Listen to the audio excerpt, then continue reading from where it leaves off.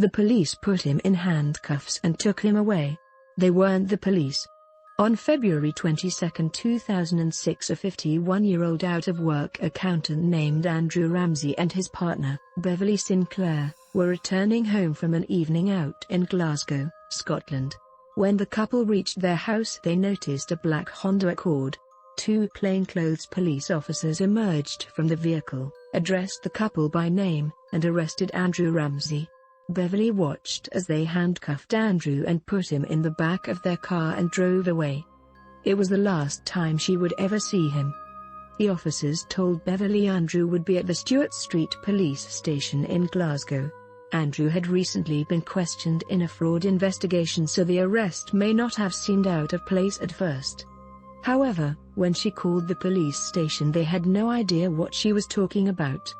Andrew Ramsey was not in their custody or in their system at all. They had not sent plainclothes police officers to her house, and their officers did not use black Honda Accords. That's where things really started to unravel. Beverly soon learned that a few days before he disappeared, Andrew had tried to mortgage her home behind her back. This information led police to believe he had possibly constructed the ruse of being arrested and had disappeared of his own volition.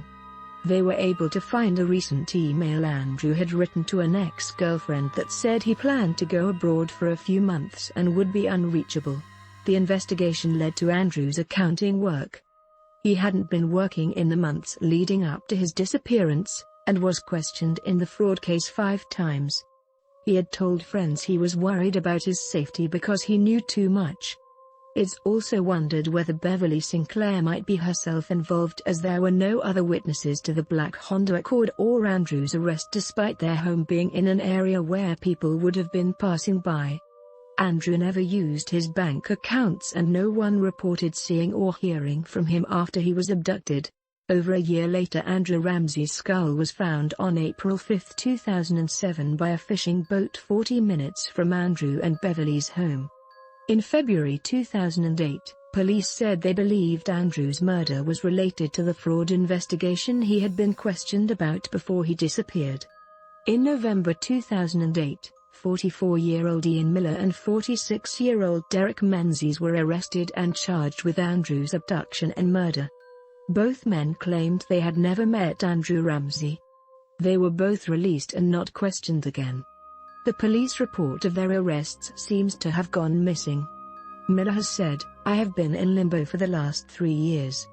No one can tell me why I was a suspect in this man's murder.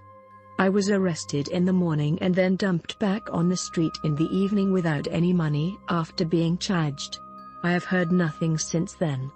The arrests were the last public developments in this case. In 2015, Beverly Sinclair passed away.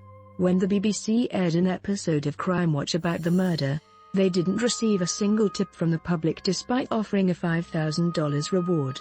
Andrew's family says he was a popular member of the community who left 2 grown children behind.